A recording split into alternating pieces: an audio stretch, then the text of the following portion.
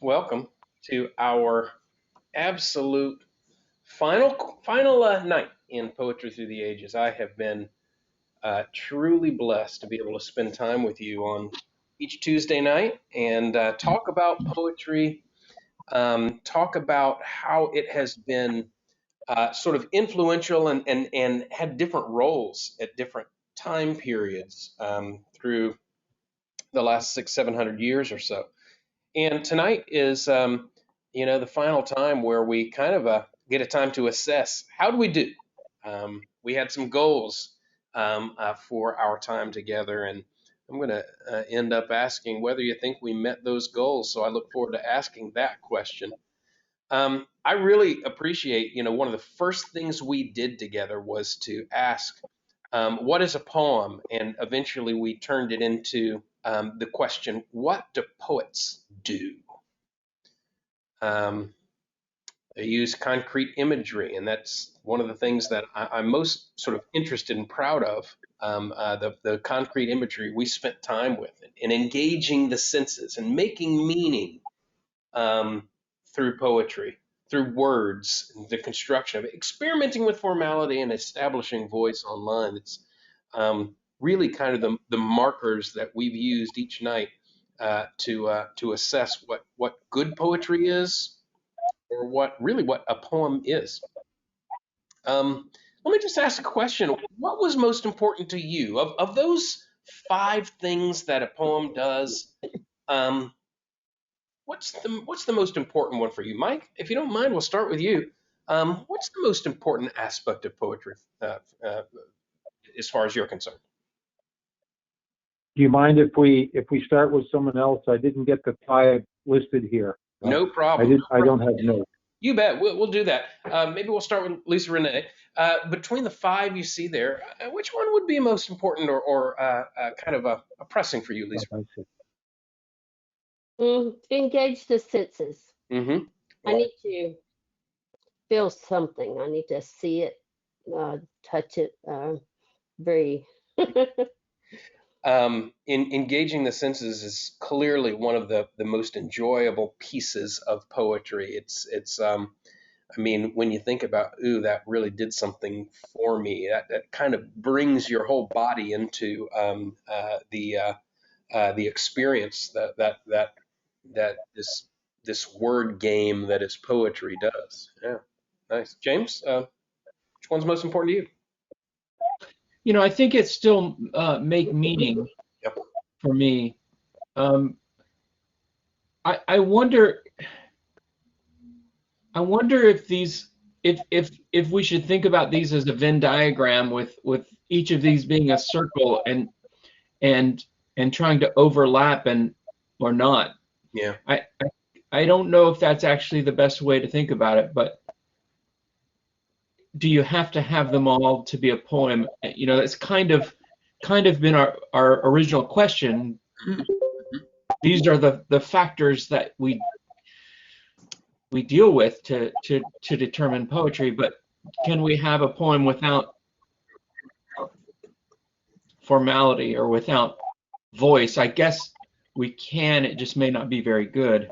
Yeah. But for me, it's make meaning. And the imagery serves that, and the engaging senses serves that meaning, to do that in a creative way. Yep. Nice. Awesome. Jenna, it sounds like you may be back with us. How's it going now? Yes, can you hear me? We hear you loud and clear. That's absolutely wonderful. I'm wondering, are you also looking at the video screen, or are you just on the telephone? I'm not on the telephone.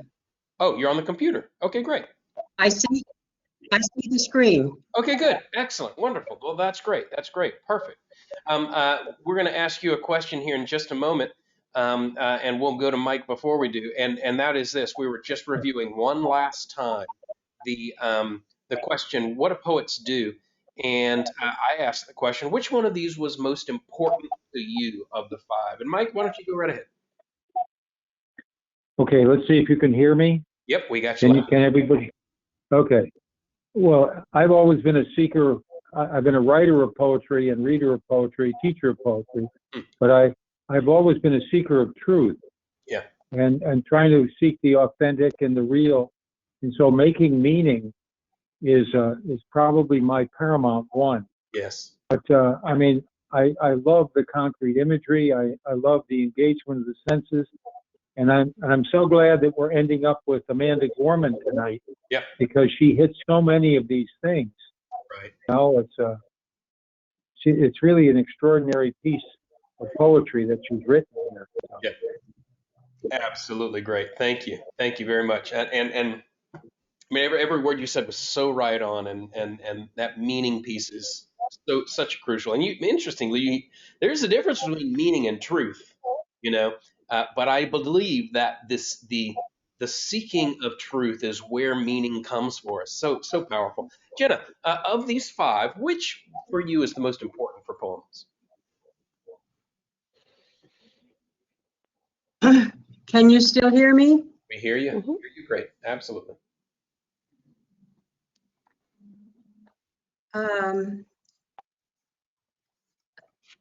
I have one comment to make. Mhm. I have a hard time with one of the types of poetry that James is good at, Mm-hmm. but I'm not. And that is hiding the Yeah. meaning in something. Right.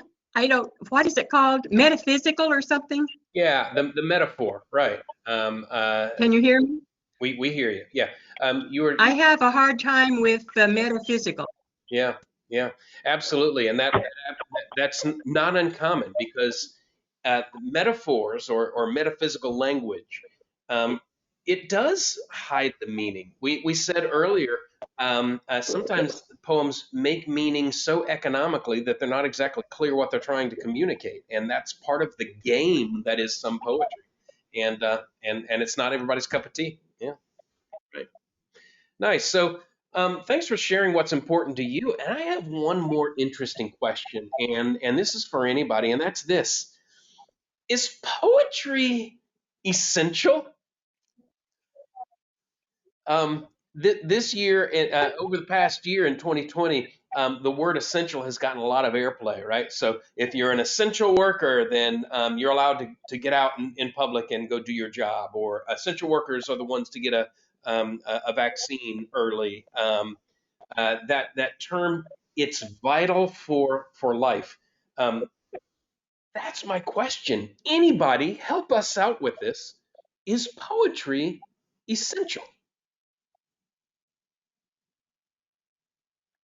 I I don't would think say, so. Okay. Jenna's going with the nah. James? James? Mike is commenting. Mike, go right ahead. okay, I would say that art is essential. Mm. I mean, I write poetry, but other people dance or sculpt or, do a variety of other things. And it hurts me when I see that art and music are the ones that get canceled when they have budget problems. And I know Yeah. there's no real answer, but, my wife is a trained classical singer, and we just think that art, some form of art, is essential to life. Uh-huh. So there's something really missing if you don't cultivate. I mean, I look back at Ruth Bader Ginsburg, for example, who would go to the opera and do other things that were just showed the depth of her being, just one aspect of the depth of her being. But I just think that if people try to live without some form of art, they're really missing something. That as Shakespeare would say, they're not part of the dance of life. Right. Yeah. Uh-huh. James, what do you think? Art, poetry. Essential, not essential. Needed, not needed. What do you think? I don't think that your question is fully formed. Uh-huh. Uh-huh. Uh-huh. Is it essential for what? And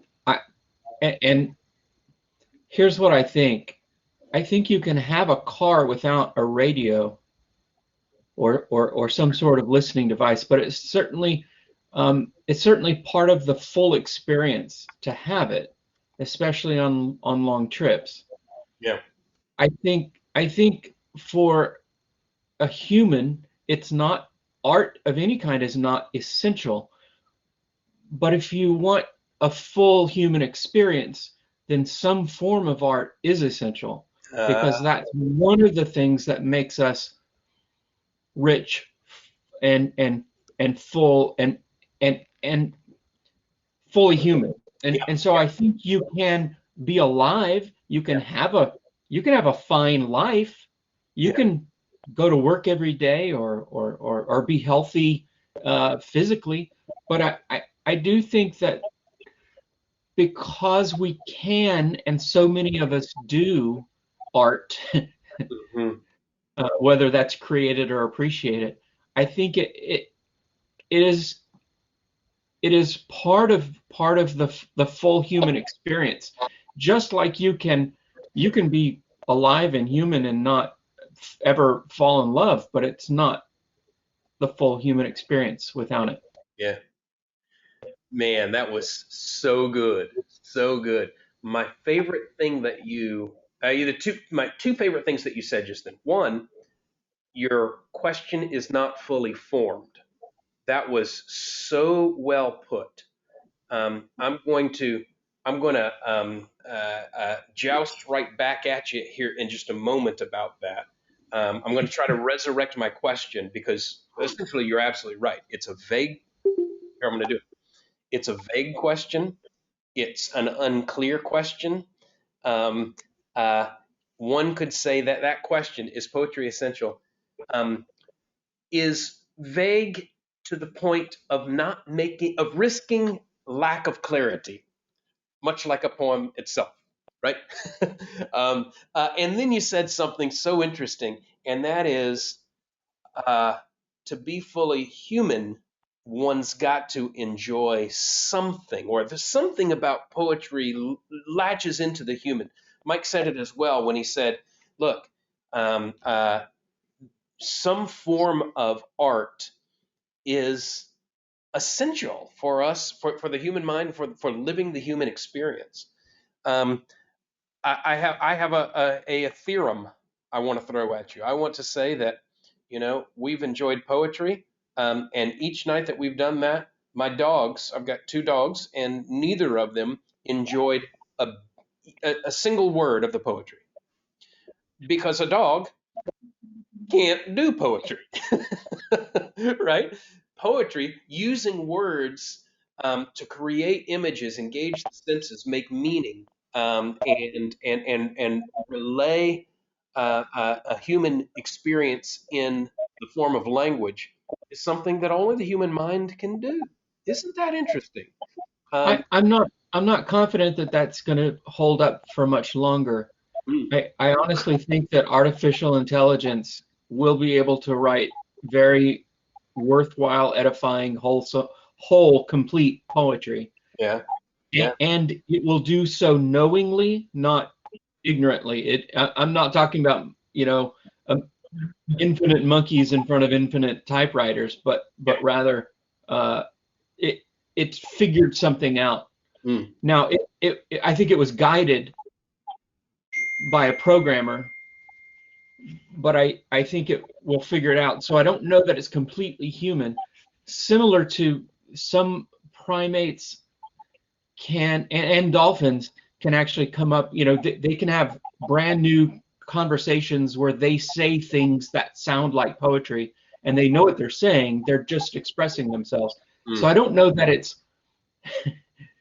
only the realm of the human, but we definitely, it seems like we have a capacity and a tendency toward it like nothing else. Yeah, I don't know much about animals and biology and the mental capacity, but I would highly doubt that even the smartest animal, other than human, I would doubt that the smartest animal could use symbolic language, could make a metaphor, I don't doubt that they could have a conversation, a unique conversation, and relay meaning, but I do doubt that uh, a, uh, uh, uh, uh, a dolphin is capable of this. So much depends upon a red wheelbarrow glazed with rainwater beside the white chickens, and that there be meaning in that metaphor of the red wheelbarrow. Um, and and you're absolutely right that not only are computers being able to create poems and prose. In fact, if any of us pick up our smartphone right now, there is the auto generation feature of texting, where if I write in the word "the," it will make a recommendation of three different nouns that could follow "the," and if you click one of them, those other things will have. So machinery today can create language, but I bet you that there is no computer in our lifetime that can enjoy a poem. I think you're right. A computer can compose one. I don't Yeah, think a computer can appreciate one. yeah. I think you might be right. So, yeah. What a class this has been. We've got one more evening, and we're going to talk about a few. And thanks a lot for kind of waxing on this. I'm going to give you more than you paid for tonight. We know that we're going to get to some poems. Here's what I'm going to ask you to do. I'm actually going to I've got some audio to play back for you. We're going to start here. So I'm going to ask everybody to go ahead and put themselves on mute as we go into this, because there's a chance that it could make some feedback noise. So thanks for muting yourself. That's awesome. And what we're going to do is we know that we're going to start tonight with looking or tonight's poem is from this year, from the inauguration, and Mike already did a really nice introduction to that poem, so that's cool. What I want to do though is start with a couple of other inauguration poems. This is a poem written by Robert Frost in, oops, it says 1993. I'm so sorry. It's 1963. 1963, when uh, uh, John F. Kennedy was inaugurated as the president, or 63. I may even have the wrong date there. Sorry that I did not. 61. 51. My mistake. 60. 1951, JFK became president, and he had a poetry read, indeed by Robert Frost. And this is the poem. What I'm going to do is play this, and this is both one, so that we can kind of test it. And James, when I start playing the audio of Robert Frost reading, I'm going to ask you to give me a thumbs up or thumbs down if you can hear it, and that way I know things are working right. So here's 1951, and I messed up the date on there. My apologies. The Gift Outright is the poem, and here's Robert Frost. And James, just give me that signal. The land was ours before we were the land. She was our land more than 100 years before we were her people. She was ours in Massachusetts, in Virginia, but we were England, still colonials, possessing what we still were unpossessed by what we now no more possess. Something we were withholding, made us weak, until we found out that it was ourselves we were withholding from our land of living, and forthwith found salvation in surrender. Such as we were, we gave ourselves outright. The deed of gift was many deeds of war to the land vaguely realizing westward, but still unstoried, artless, unenhanced, such as she was, such as she would become. Yeah. That's the 30-second poem that Robert Frost presented in the dawn of John F. Kennedy's inauguration and his years in office. Anything stand out there for you? Anything strike you?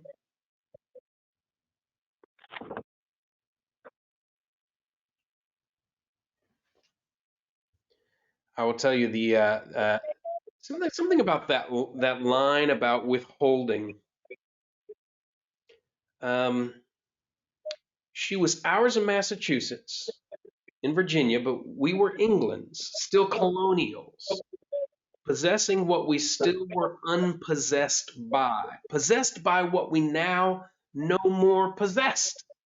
Something we were withholding made us weak until we found out that it was ourselves we were withholding from our land of living. Really interesting. I don't. I haven't spent enough time with that poem to really understand everything Robert Frost is trying to say, but there's something really interesting in that language. Lisa Renee, you got something you wanna add? I was just kind of makes me feel that he's talking about we were unfaithful to her until we actually fought for her. We were just basically using her until we got enough strength and enough confidence to take it for our own. So it had something to do with protecting her, fighting for her, actually deserving her, the land. Maybe, I don't know, maybe not.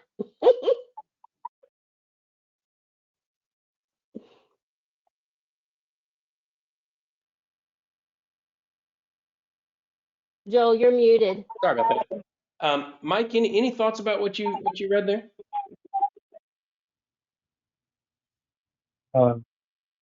I think Lisa Renee had some good thoughts on that.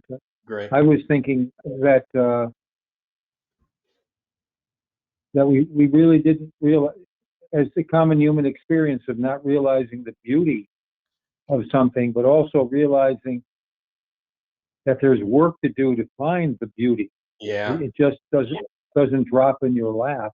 Right. You have to do something. You have to be part of the awakening experience of finding it. Absolutely. And then you have a chance of finding a little bit of it anyway, gradually. You bet. Great. Awesome. Well, listen, let's go into the next one. I've got 3 inauguration poems that I'd like to look at. That first was Robert Frost. That's a short one. The land was Whoops. And the next one is one, oh my goodness. I am so sorry. I really needed to edit these slides. Obviously, this is not 2021. This is On the Pulse of Morning by Maya Angelou, read in 1993 with the inauguration of Bill Clinton in his inaugural speech. And this was, I will tell you, I'll be 50 years old this year. This is the first poem I remember from an inauguration, and I remember really being awoken to the power of poetry and its importance in the public realm. So again, I apologize for the slides. 1993, Maya Angelou, The Pulse of the Morning. Let's just go ahead and give a listen. I'm going to put myself on mute and we'll listen in.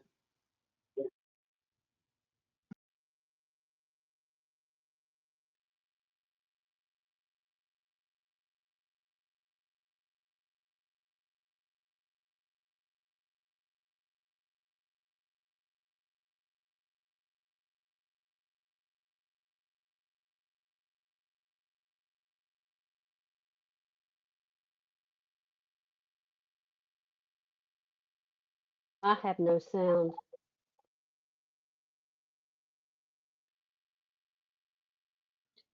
a rock, I'm sorry. Did you're okay? You can hear it okay?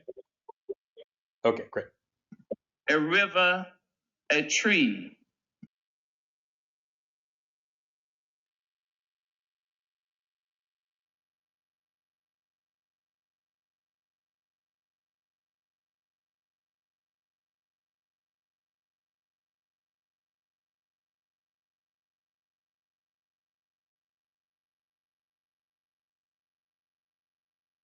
Not coming through.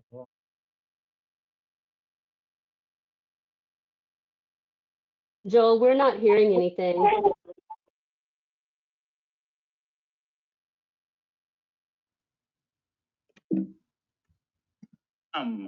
You may stand upon my back and face your distant destiny. Are you hearing it now? But seek no Yes. haven in my shadow. My mistake. I'm gonna just get it going one more time so that we hear it. I apologize. Let's try it one more time. Mr. Vice President and Mrs. Gore and Americans everywhere. A rock, a river, a tree. Hosts to species long since departed, marked the mastodon, the dinosaur, who left dry tokens of their sojourn here on our planet floor. Any broad alarm of their hastening doom is lost in the gloom of dust and ages. But today, the rock cries out to us, clearly, forcefully, come, you may stand upon my back and face your distant destiny, but seek no haven in my shadow. I will give you no hiding place down here. You, created only a little lower than the angels, have crouched too long in the bruising darkness, have lain too long face down in ignorance, your mouths spilling words armed for slaughter. The rock cries out to us today, you may stand upon me, but do not hide your face. Across the wall of the world, a river sings a beautiful song. It says, come, rest here by my side. Each of you, a bordered country, delicate and strangely made, proud, yet thrusting perpetually under siege. Your armed struggles for profit have left collars of waste upon my shore, currents of debris upon my breast. Yet today, I call you to my riverside, if you will study war no more. Come, clad in peace, and I will sing the songs the Creator gave to me when I and the tree and the rock were one. Before cynicism was a bloody sear across your brow, and when you yet knew, you still knew nothing. The river sang and sings on. There is a true yearning to respond to the singing river and the wise rock. So say the Asian, the Hispanic, the Jew, the African, the Native American, the Sioux, the Catholic, the Muslim, the French, the Greek, the Irish, the rabbi, the priest, the sheik, the gay, the straight, the preacher, the privileged, the homeless, the teacher. They all hear the speaking of the tree. They hear the first and last of every tree speak to humankind today. Come to me, here beside the river. Plant yourself beside the river. Each of you, descendant of some passed on traveler, has been paid for. You who gave me my first name, you Pawnee, Apache, Seneca, you Cherokee Nation, who rested with me, then forced on bloody feet, left me to the employment of other seekers, desperate for gain, starving for gold. You, the Turk, the Arab, the Swede, the German, the Eskimo, the Scot, you, the Ashanti, the Yoruba, the crew, bought, sold, stolen, arriving on a nightmare, praying for a dream. Here, root yourselves beside me. I am that tree planted by the river which will not be moved. I, the rock, I, the river, I, the tree, I am yours. Your passages have been paid. Lift up your faces. You have a piercing need for this bright morning dawning for you. History, despite its wrenching pain, cannot be unlived, but if faced with courage, need not be lived again. Lift up your eyes upon this day breaking for you. Give birth again to the dream. Women, children, men, take it into the palms of your hands. Mold it into the shape of your most private need. Sculpt it into the image of your most public self. Lift up your heart Each new hour holds new chances for new beginnings. Do not be wedded forever to fear, yoked eternally to brutishness. The horizon leans forward, offering you space to place new steps of change. Here, on the pulse of this fine day, you may have the courage to look up and out and upon me, the rock, the river, the tree, your country. No less to Midas than the mendicant, no less to you now than the mastodon then. Here, on the pulse of this new day, you may have the grace to look up and out and into your sister's eyes and into your brother's face, your country, and say simply, very simply, with hope, good morning.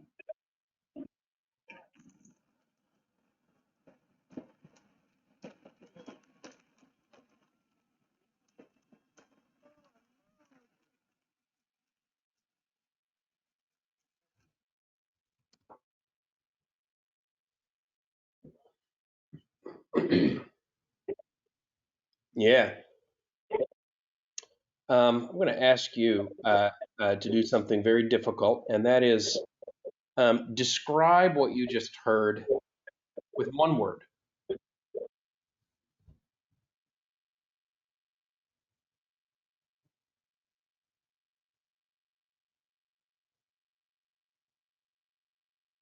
Lisa Renee, put yourself off. I want to hear that word. Boring. Say it one more time. Don't make me say it again. Boring. Okay. Boring. Good. James?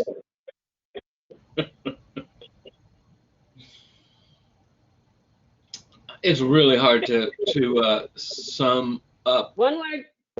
Yeah, it's really hard. I think I would have to say hopeful. Mm-hmm. Mike?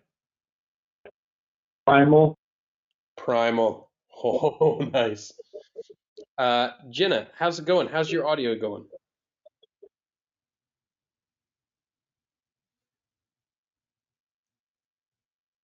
I had to reset my whole internet. Okay. So can you hear me? We can, yes. Okay. I know you only caught the trail end of that. You want to take a stab at describing it with one word?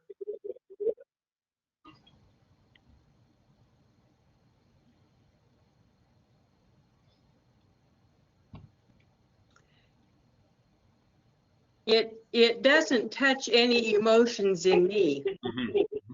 Yeah. Well, it certainly did me. My word would be American. Felt to me like, I don't know, it's kind of the best of what we want to try to do. It's looking around not only 360 degrees of of America, but also historically from the moment of the dinosaur to today. I don't know. I thought it was quite powerful. It's not that I tried to like it. I bought the book. It came in a little bitty book, Yeah. a little bitty thing. I bought it. I studied it. I reread it. I kept thinking, why is this so powerful to everybody? Uh-huh. But it's not like I didn't give it a chance. Yeah. I tried over and over and over. Mm. Yep. And I think that's actually an incredibly important point. I mean, that poem is considered one of the more important pieces of poetry in the 20th century. Maya Angelou is oftentimes considered one of the great voices of American history. But it says something about poetry, and that is there's also a sense of taste that is essential to it. I mean, that's just that. Jenna said earlier, I don't like all the metaphysical attributes or the metaphorical attributes of it. Why don't you just say what you mean? Right? Whereas others look at that one statement poem So much depends upon a red wheelbarrow glazed with rainwater beside the white chickens, which is this great mysterious. It says nothing, but it means something. And with its economical nature, it never quite gets around to saying what it means. And so there's this taste attribute that is, it just comes into play with poetry. It really does. Yes, ma'am. So I'm still trying to defend myself here.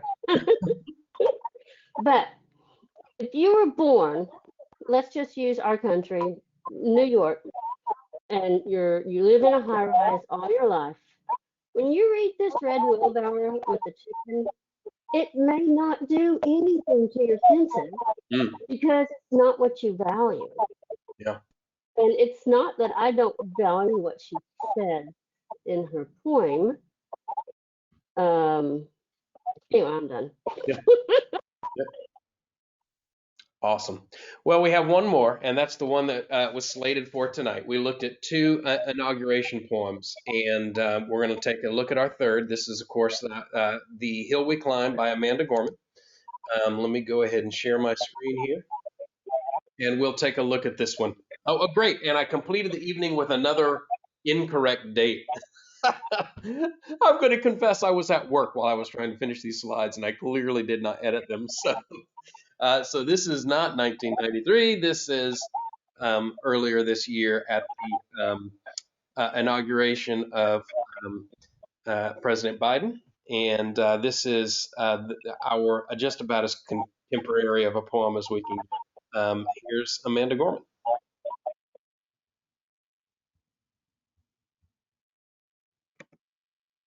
Mr. President, Dr. Biden, Madam Vice President, Mr. Emhoff, Americans, and the world. When day comes, we ask ourselves, where can we find light in this never-ending shade? The loss we carry, a sea we must wade. We've braved the belly of the beast. We've learned that quiet isn't always peace. And the norms and notions of what just isn't always just is. And yet the dawn is ours before we knew it. Somehow we knew it. Somehow we've weathered and witnessed a nation that isn't broken, but simply unfinished. We, the successors of a country and a time where a skinny Black girl descended from slaves and raised by a single mother can dream of becoming president, only to find herself reciting for one. And yes, we are far from polished, far from pristine, but that doesn't mean we're striving to form a union that is perfect. We are striving to forge our union with purpose, to compose a country committed to all cultures, colors, characters, and conditions of man. And so we lift our gazes not to what stands between us, but what stands before us. We close the divide because we know to put our future first. We must first put our differences aside. We lay down our arms so we can reach out our arms to one another. We seek harm to none and harmony for all. Let the globe, if nothing else, say this is true. That even as we grieved, we grew, that even as we hurt, we hoped, that even as we tired, we tried, that we'll forever be tied together, victorious, not because we will never again know defeat, but because we will never again sow division. Scripture tells us to envision that everyone shall sit under their own vine and fig tree, and no one shall make them afraid. If we're to live up to our own time, then victory won't lie in the blade, but in all the bridges we've made. That is the promised blade, the hill we climb, if only we dare it, because being American is more than a pride we inherit. It's the past we step into and how we repair it. We've seen a force that would shatter our nation, rather than share it, would destroy our country if it meant delaying democracy. And this effort very nearly succeeded. But while democracy can be periodically delayed, it can never be permanently defeated. In this truth, in this faith we trust, for while we have our eyes on the future, history has its eyes on us. This is the era of just redemption we feared, and at its inception we did not feel prepared to be the heirs of such a terrifying hour, but within it we found the power to author a new chapter, to offer hope and laughter to ourselves. So while once we asked, how could we possibly prevail over catastrophe? Now we assert, how could catastrophe possibly prevail over us? We will not march back to what was, but move to what shall be, a country that is bruised but whole, benevolent but bold, fierce and free. We will not be turned around or interrupted by intimidation, because we know our action and inertia will be the inheritance of the next generation. Our blunders become their burdens. But one thing is certain: if we merge mercy with might and might with right, then love becomes our legacy and change our children's birthright.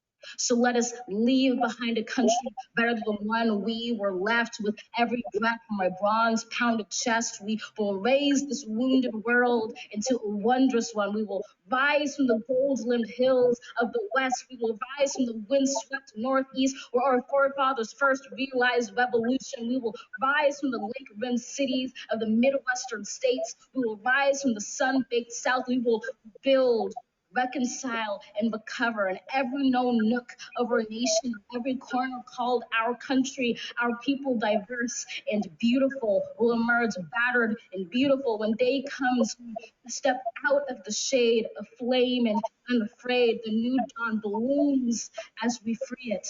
For there is always light if only we're brave enough to see it, if only we're brave enough to be it.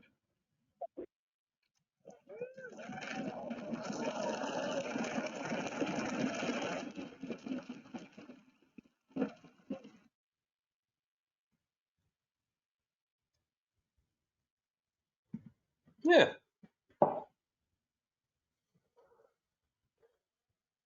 Thoughts about that?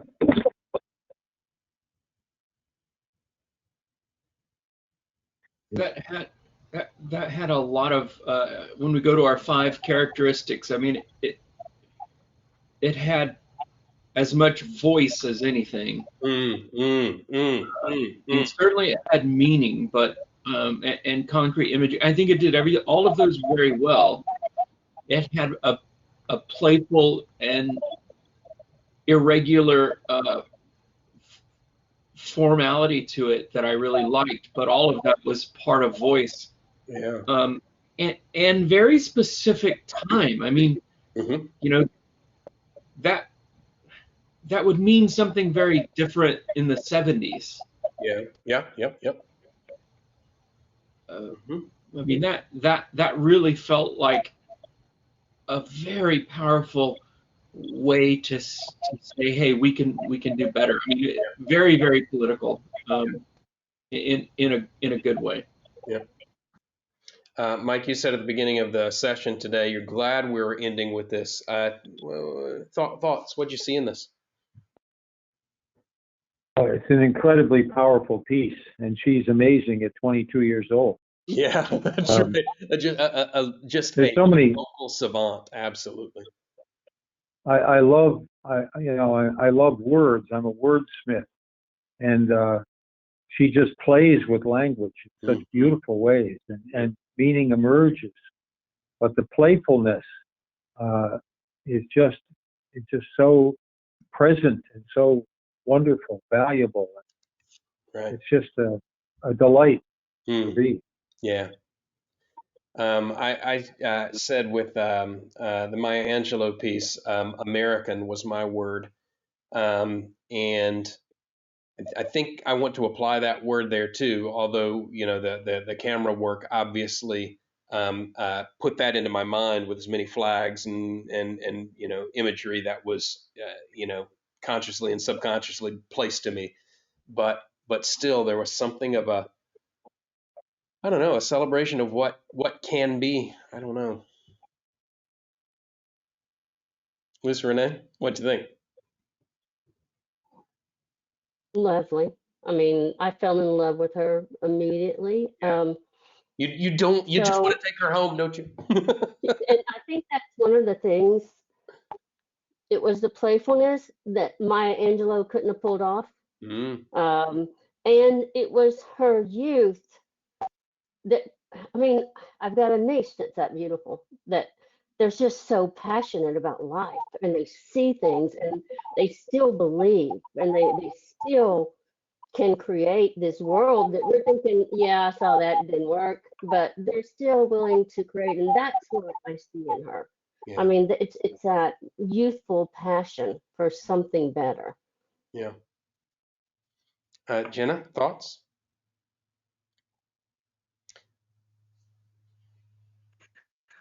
When I read this, visions of Black rappers was in my mind. I felt there was something about a culture rapper Yeah, that was in the poetry. right. But rappers always have a lot of meaning. Hmm. It's full of meaning to them anyway. Right. It was irregular as far as poetry goes, but you could tell it was poetry. Right. Yep. Powerful. Well, you know, I'm so thrilled of what we've been able to accomplish together. I mean, think about what we've done. We have um, we've invested ourselves in time together and invested ourselves in studying basically from the beginning of at least mass produced poetry to its very present day. And when you all have chosen to engage in poetry yourselves, you've contributed. I mean, every word you wrote was just like the pen of Robert Frost or John Donne, just like Samuel Taylor Coleridge, just like Maya Angelou, just like each of the authors that we, you know, all of them had a passion, had a need, had a desire to play with language, um, to experiment with formality, to use the concrete to engage the senses and create a meaning. And all of you have done it. I've got two more poems I'd like for us to finish with. And the first is, James, I'm hoping you'll be okay to read yours to us, and you know, take your time with it. You okay with that?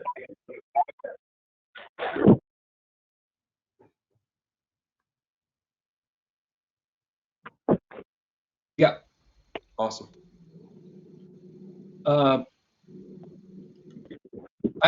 I don't have a lot of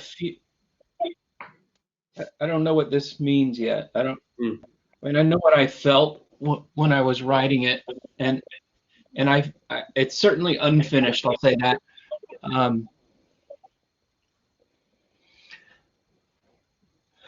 Sound travels in waves that eventually crash, though sometimes parts return.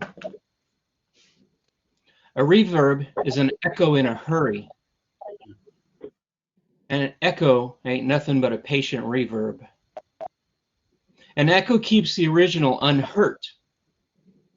Reverberations, once heard, begin to pile and disturb. In either case, a sound is made, but the destiny and place is determined by the distance and the path it takes toward an object and its ricochet. The space is measured in time, and you can hold all this in your mind, at least you do for a while. But these are different things, a sound and its echo.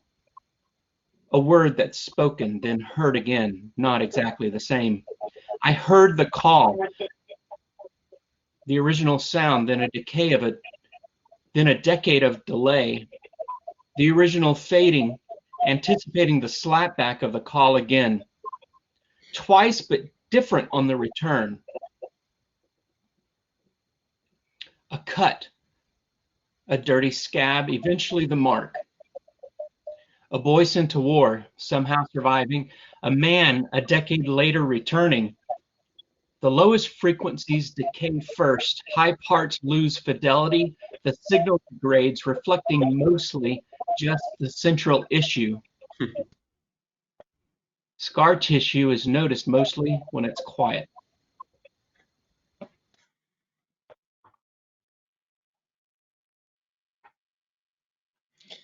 It makes me so happy of what you've done here.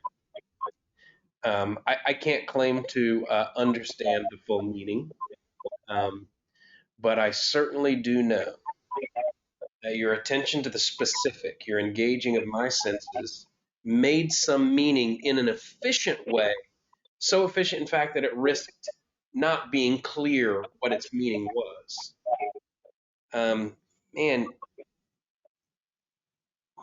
So this came from your assignment of remembering something and that we thought might be important, and I wrote a rather lengthy thing about going to war twice, once when I was 20 and once when I was 35.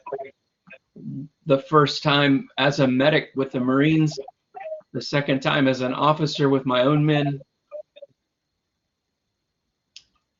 And that to me felt like an echo, like a thing, and then it happened again, but not quite the same. yeah. And then all of the emotions that I have about it, all the little memories, all the when I smell a cigarette freshly lit and at the same time diesel smoke, I am back at 1991 with a 5-ton pickup truck with 12 Marines. Exactly there. Yeah. And so many of these things that just reverberate, memories keep coming back, some of which are painful, like a scar tissue. And so I wrote that to you last week or whenever that assignment was due, and it was very literal. But at the very end of that, I was just saying, you know, I went as a kid and here's some stuff I remembered. I went back as an adult and here's some stuff I remembered. But then at the end of it, I said, you know, that event and memory is like an echo, and the emotions that reverberate later. And I didn't know what that meant, and so I wanted to write this. You said the second time, take that and make a poem out of it. Yeah. And I started doing that, but I didn't like it because I don't know. I wasn't having much satisfaction turning that narrative into a poem, and so I said, well, let me use a metaphor. Yeah. So I tried to use that metaphor, and then at the end, what I wanted to do is say, I'm not talking about sound. And that's not what you do, right? You let the vagueness of the music be okay. Yeah. Great. Go ahead. Let's see. Oh, you can't hear. I'm not sure why you can't hear. Can you speak, Jenna? Well, she can't hear to. She can't hear, so she can't speak. That's really too bad. Hey, Mike, I'm going to ask you to do one thing for me, and that is on your phone. I know you're logged in on your phone. Your phone is actually picking up some of the sound, so put the mute button on your phone. So that. Okay. Yep. Great. And I think we'll probably do it. Jenna, I don't guess you can hear us now. Can you hear us? Yes or no, Jenna? Mm-mm-mm. Well, it's too bad about her sound because the last thing we were going to do tonight is hear the piano. This is Jenna's final one, and I was hoping that she could speak it, but I don't guess you can. Just ask.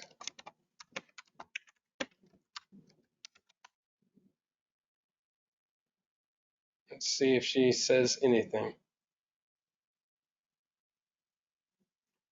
No, no, we can't hear you anymore. Okay. Well, I'll tell you how very unfortunate there, but we're going to make it okay.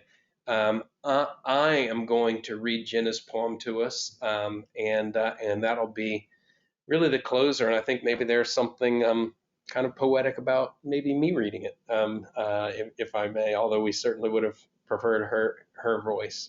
Let's try that. This is Jenna's "The Piano." The wedding vows recited. The honeymoon plans are made, the cottage nest all put in place, the marriage bed is laid.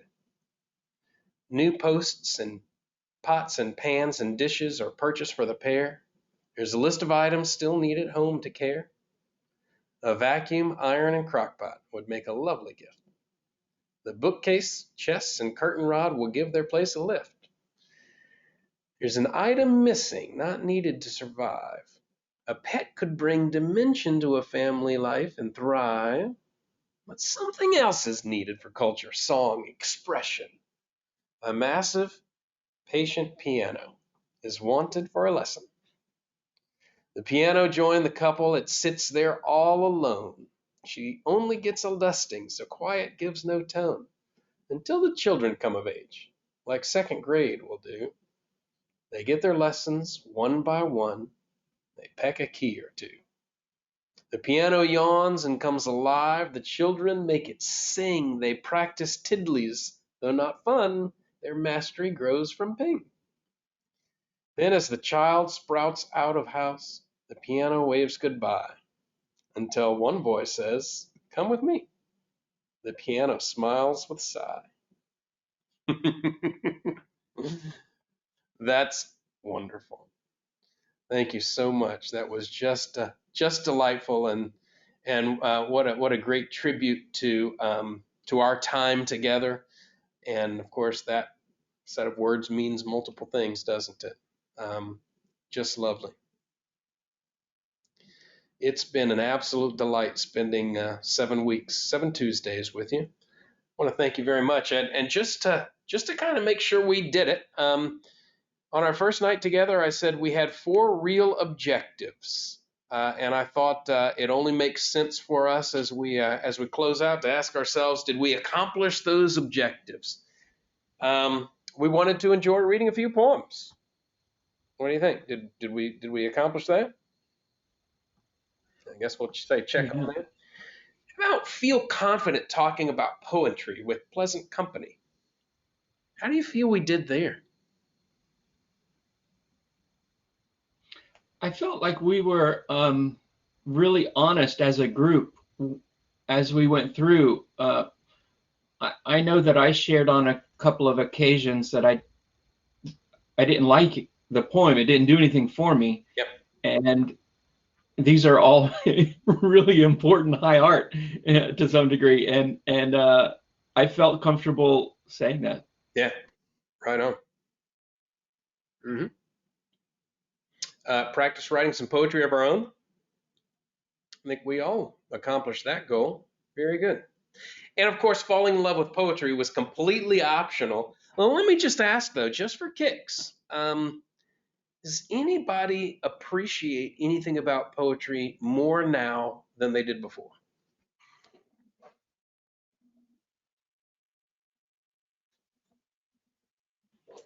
I appreciate the company that poets keep. That's good. That's good. You enjoyed it collaboratively. That's good. Mike, long-time poet and poetry teacher. What do you think? have you learned any new relationship with poetry, with spending the evenings with us? Anything new in your experience because of our class?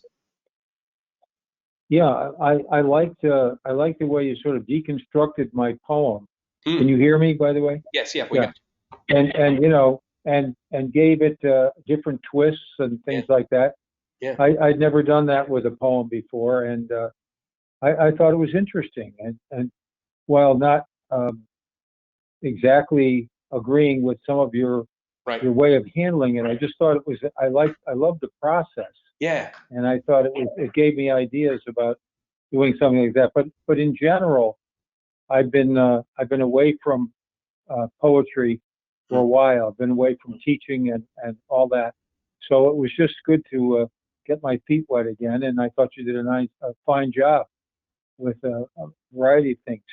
So Well, I'm well, thank you. very pleased. I appreciate that very much, and I will tell you, for me, I have it's the strangest thing. It's so odd. I have learned to love editing poetry with the poet, and I can't quite explain why that is. I started I mean, I've been a writing teacher for over 20 years, and so the process of guiding writers through revision and revisioning and editing their work has been, I've done that for decades. Um, but in the last decade or so, I've learned to enjoy. You said it very well, Mike. Deconstructing poetry with the poet themselves and stretching stretching the words in a way um, uh, that is new, unique, not necessarily better, but just stretching those words in a different way. And it's kind of interesting because with poetry, I believe there are no right answers, right? And so I remember Mike's poem. I don't remember exactly the structure, but it was quite structured with line endings and end rhyme and that. And my take on it really deconstructed the rhyme and turned it into probably considered more of a modern American approach to what was rather traditional. But the bottom line is that taste thing. One might like one taste over the other taste, but there's never a right or wrong answer. That's kind of like art. That night we compared poetry to art in a number of ways. As far as I'm concerned, there might be high art and high poetry, but as James said, but there's never right or wrong. It's just expression through words, which is unique, and I do think a unique activity for humans. And you are some of my favorite humans, and I can't thank you enough for spending the time that we've spent together. It's been absolutely delightful. Jenna, I'm sorry we weren't able to hear you at the end, but I hope you're okay with me putting sound to your poem. So I really liked um,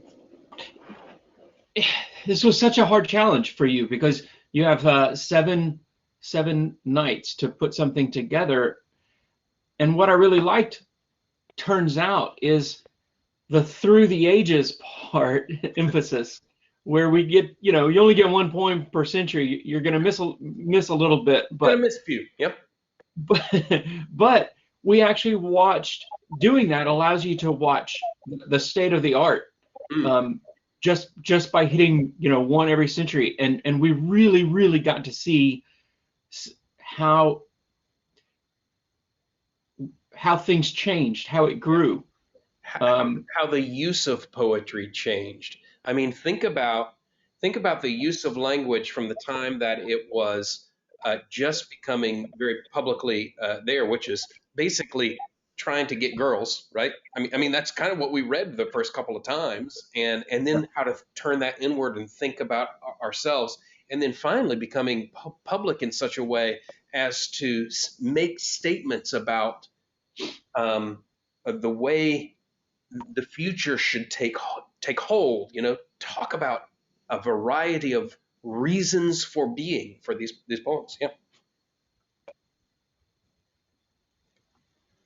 Sorry, I interrupted you. You were making a point, so I interrupted you and made it better. Sorry. No, I just thought it was a wonderful approach Yeah. for kind of a limited course. Yeah. That it, you know, every given night, every given poem was one thing, but thinking about it over the span like you presented it, I thought was very valuable. I think that's what I learned the most. Along with I think every one of these poems I'd read before, except for the one about the urn. Maybe not. Yep. And I think I thought about them differently because I was in a different place than 30 years ago when I read these the last time. Yeah.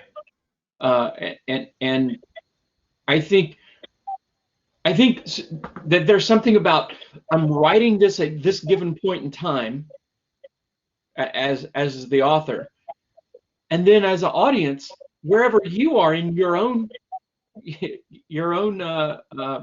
journey in life, you're going to receive that very differently. So there's got to be just a ton of variability in how people appreciate poetry because of the differences between the writer and his or her time and you and the readers where they are. I think that just opens it up for a lot of difference, unlike something that's a little bit more disposable, like maybe a movie. Yeah. That's made this year and watched next year. Right. Super. Well, friends, I cannot thank you enough. Thank you so much for your time together, for spending some Tuesdays with us, and thank you all. Hope you have a wonderful rest of your evening, and talk to you soon. Thank you again. Thank you, Mike. Will there be a sequel? That's a great question. All I can say is because you didn't ask fast enough. By the way, hey, I noticed how lovely it was this evening and how it's getting lighter outside and warm, and it was like, ooh, I'm glad I'm free next Tuesday night because it's so nice outside. Thanks, everybody. Take care. Bye-bye.